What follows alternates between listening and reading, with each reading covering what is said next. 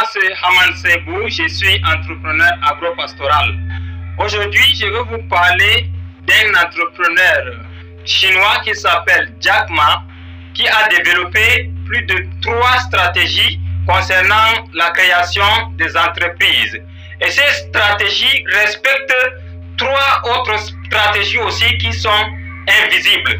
Vous savez que toute réalisation a toujours été invisible avant d'être visible. Ça a été métaphysique avant d'être physique. Aujourd'hui, je veux m'adresser à toute la jeunesse, surtout africaine, que lorsqu'on veut créer son entreprise, nous devons d'abord prendre en compte les lois métaphysiques avant de réaliser quoi que ce soit. C'est pourquoi Sun Tzu a dit ceci: The greatest war are invisible. C'est pour dire tout simplement quoi? The greatest war are invisible. Ça veut dire que les plus grandes guerres sont invisibles.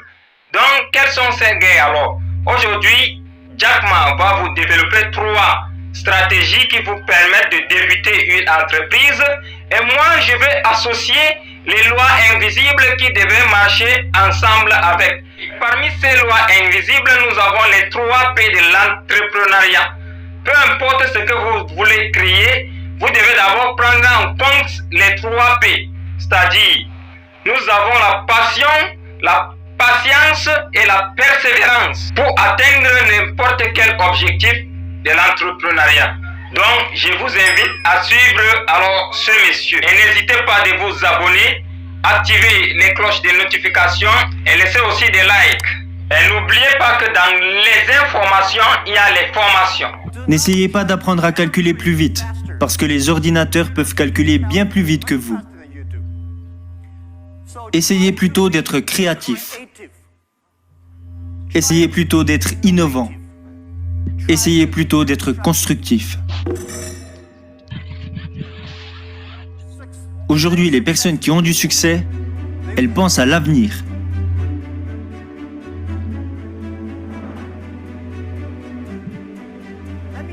Laissez-moi vous dire que le futur réserve des opportunités pour chacun d'entre nous. Et encore plus pour les jeunes, parce que vous n'avez rien à perdre. C'est ce que je me suis dit il y a 18 ans. Il y a 18 ans, je n'avais pas d'argent, alors je ne pouvais pas perdre d'argent. On n'avait pas de technologie, on n'aurait pas pu en perdre non plus. Mais nous avions la vision que dans 20 ans, le e-commerce et Internet allaient devenir quelque chose de grand. Alors si nous commençons à travailler, alors que beaucoup de personnes qui avaient du succès à l'époque n'aimaient pas la technologie, nous nous sommes lancés et nous savions que dans 10 à 20 ans, nous ferions partie des références dans le domaine du e-commerce et que d'ici 10 à 20 ans, nous connaîtrions le succès. Alors ne vous inquiétez pas de ce que vous réserve l'avenir. Soyez prêts à façonner votre propre avenir. Alors si vous voulez être prêt pour l'avenir, je vous en supplie, ne suivez pas les anciennes façons de penser et d'apprendre. N'essayez pas de mémoriser le plus de choses possible. Parce que les ordinateurs peuvent mémoriser plus de choses que vous. N'essayez pas d'apprendre à calculer plus vite, parce que les ordinateurs peuvent calculer bien plus vite que vous. Essayez plutôt d'être créatif. Essayez plutôt d'être innovant. Essayez plutôt d'être constructif. Dans tout ce que vous apprenez, posez-vous toujours les questions. Est-ce que ces choses vont me permettre de devenir plus créatif? Est-ce que ces choses vont me permettre de devenir plus innovant? Est-ce que cette chose va me permettre de devenir plus constructif?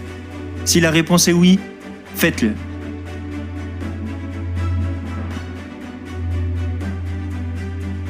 Et je pense aussi que lorsque les autres personnes s'inquiètent, c'est là que les opportunités apparaissent. Laissez-les s'inquiéter. Les jeunes sont la solution pour notre avenir. Ils sont la solution pour toutes nos inquiétudes. Les jeunes, si vous restez à leur côté, vous devenez plein d'énergie. Mais le conseil que je donne aux jeunes, qui est également le conseil que j'ai suivi quand j'étais moi-même plus jeune, est que rien n'est facile, rien n'est gratuit. Si vous voulez connaître le succès, alors vous devez en payer le prix.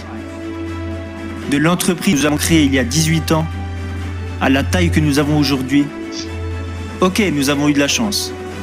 Mais nous avons surtout travaillé bien plus dur que la plupart des personnes. Nous ne nous sommes jamais endormis quand la nuit tombait.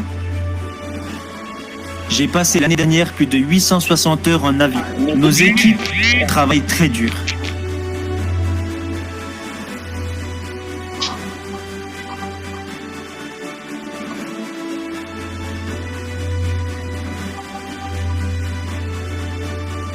En 18 ans, nous avons accompli ce qu'une entreprise normale accomplirait en 70 ans. Nous avons travaillé jour et nuit. Rien n'est gratuit et rien n'est facile. Vous devez agir et penser différemment. Et vous devez faire les choses différemment. Alors, si John vous dit que c'est comme ça qu'il faut faire, vous faites bêtement ce qu'il dit. Pourquoi ? Non, vous devez penser différemment.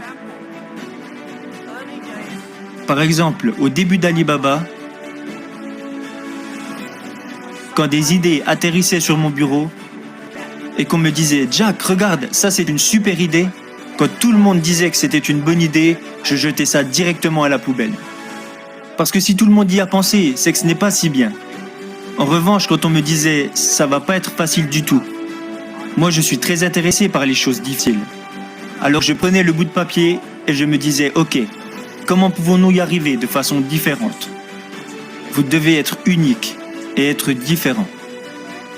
Et pour finir, et ça c'est un conseil personnel que j'aimerais vous donner, aujourd'hui est très dur, demain sera encore plus dur, mais après-demain sera magnifique.